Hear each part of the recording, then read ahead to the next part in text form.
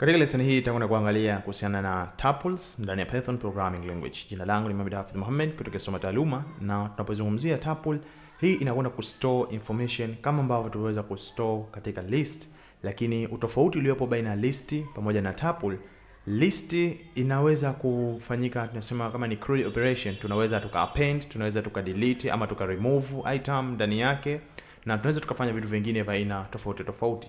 Lakini tunapozungumzia tuple, hii huwa haibadiliki. Let's say kwa mfano kama siku za wiki, always zitabakia kuwa ziko 7. Lakini vile vile tunaweza tukaangalia miezi, always itabakia vile vile kuwa iko miezi 12 katika mwaka.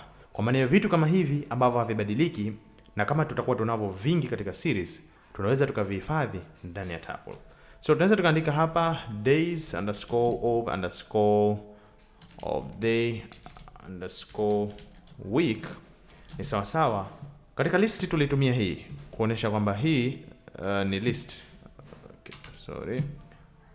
Tulitumia hizi brackets kuonesha kwamba ni list. So katika tuple tunakwenda kutumia hizi, ambapo ukibinya shift na namba 9 utazipata.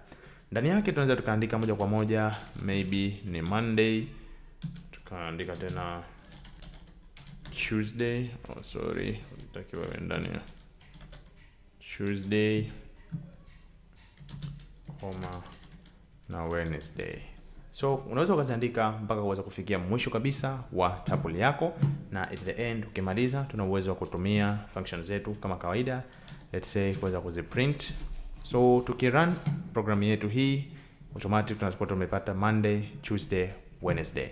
Na vitu hivi tunaweza tukaja tukavia access kimoja kimoja ndani yake, whether katika list ama katika tuple, lakini mambo haya yote tutakuja kuangalia katika lesson ambazo zitakuwa zinafuatia mbele. Hivyo kwa sasa hivi unahitajika uweze kufahamu ya kwamba tuple ni tofauti na list. List unaweza ukaingiza kitu na ukatoa kitu, lakini tuple huwa haibadiliki katika Python programming language.